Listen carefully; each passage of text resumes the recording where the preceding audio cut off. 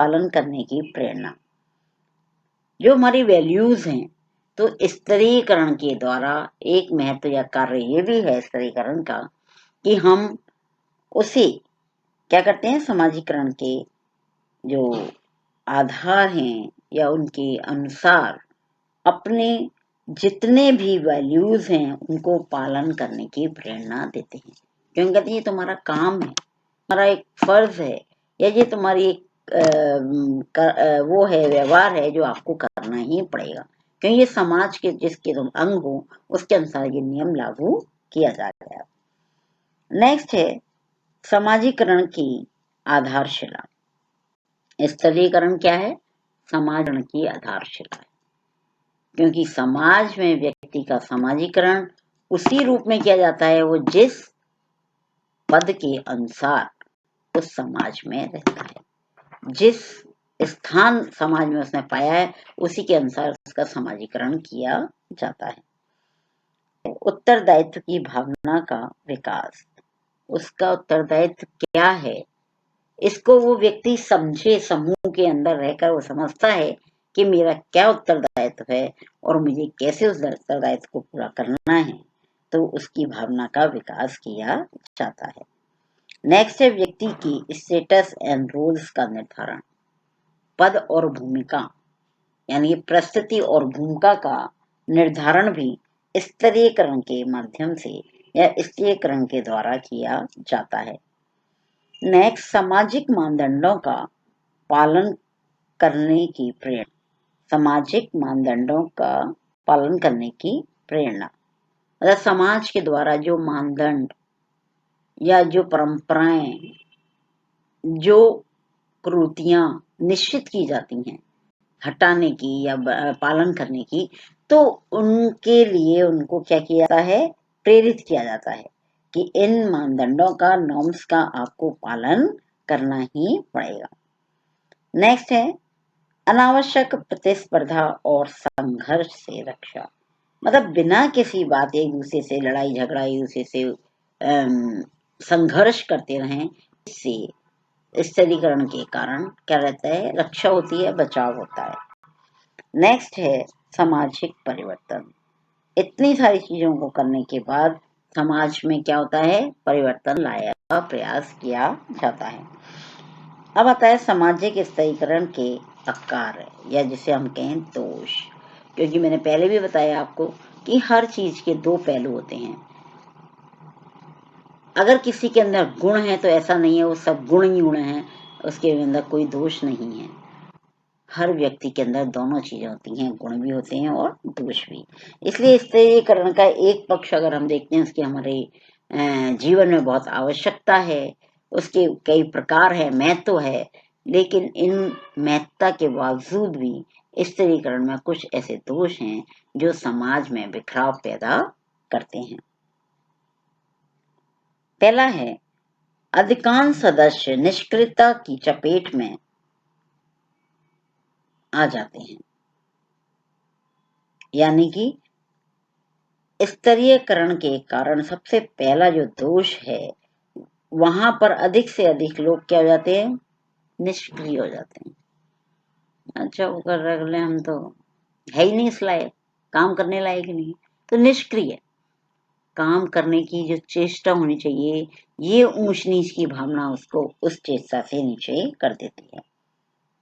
दूसरा, निम्न परिस्थिति के लोगों में निराशा और असंतोष का जन्म होता है। मतलब जिनका स्टेटस समाज में निम्न होता है, उन लोगों के मन में क्या आ जाती है, निराशा और असंतोष जन्म ले लेता है। नेक्स्ट है स्तरीकरण के कारण एक संपूर्ण समाज अनेकानेक वर्गों या स्तरों में विभक्त हो जाता है। मतलब जो एक समाज है, एक इसका ये सबसे बड़ा दोष है कि बिना किसी उसके कारण के, तो सिर्फ स्तरीकरण के कारण ही संपूर्ण समाज क्या होता है, अनेकानेक वर्गों में या स्तरों में विभक्त हो जाता है। नेक्स्ट है स्तरीकरण के कारण व्यक्तियों के बीच में क्या आ जाती है, घृणा, द्वेष, वैमनस्यता आदि के बीज सदस्यों में बो देता है। अब कोई ऊंचा है, कोई निम्न है, कोई अमीर है, कोई गरीब है, कोई शिक्षित है, कोई अशिक्षित है, तो ऐसे करके समाज में एक समूह में रहने वाले लोगों के अंदर अलग अलग तरीके के बीज पनप जाते हैं, जिससे वो आपस में घृणा, द्वेष, वैमनस्यता करने लगते हैं। नेक्स्ट है, वर्गों में सामाजिक दूरी एवं शत्रुता की भावना का जन्म और विकास होता है। ऐसी घृणा द्वेष के कारण वर्गों में क्या होता है, सामाजिक दूरी आदि, सोशल डिस्टेंस और शत्रुता की भावना जन्म लेती है और उसका धीरे धीरे विकास होने लगता है। और आगे चल के यही भावना या यही विकास व्यक्ति को अहंकारी या संघर्षकारी बना देता है, लड़ाई झगड़ा बना देता है। नेक्स्ट है, समानता का विरोधी है। स्तरीकरण किसका विरोधी है? समानता का। क्योंकि जहां हम समानता की बात करते हैं, स्तरीकरण वहां कहता है ऐसा संभव ही नहीं है। हर व्यक्ति के अपने समाज में अपने क्रिया के स्थान पर स्थान होता है, एक उच्च और एक निम्न, और उसी में ही वो डिवाइड रहता है। नेक्स्ट है, इसके कारण समाज में सदैव प्रतिस्पर्धा का बोलबाला रहता है, असुरक्षा की भावना उत्पन्न होती है। सदैव किसका बोलबाला रहता है? प्रतिस्पर्धा, ये मेरे से आगे निकला है, अब मुझे इससे आगे निकलना है, इस तरह की मतलब भावनाएं रहती हैं। कभी भी वो उसमें क्या नहीं हो पाता, एक स्थिरता लाने में असफल रहता है। क्यों? अगर वो इससे आगे निकल गया, फिर वो देखता है मेरे ऊपर तो ये, तो कभी हो ही नहीं पाएगा। क्योंकि समाज में हर एक स्तर को पार करने के बाद हम जब ऊपर देखते हैं, तो उस स्तर से ऊपर भी कोई ना कोई हमें दिखाई देता है। और इसी कारण से व्यक्ति अपने आप को असुरक्षित महसूस करता है और ये डर उसके अंदर बना रहता है, जो निम्न तबके के व्यक्ति होते हैं उनके अंदर।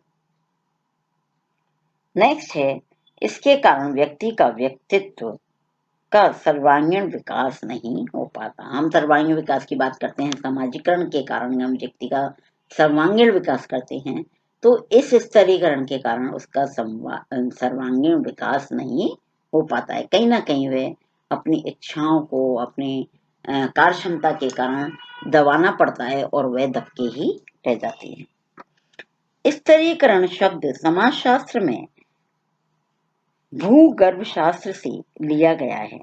भूगर्भ शास्त्र से मिट्टी और चट्टानों की विभिन्न स्तरों में बांटा जाता है।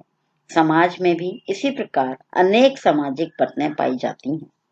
प्रत्येक समाज अपने सदस्यों को आय, व्यवसाय, संपत्ति, जाति, धर्म, शिक्षा, पद आदि के आधार पर ऊंच नीच की श्रेणी में विभक्त करता है।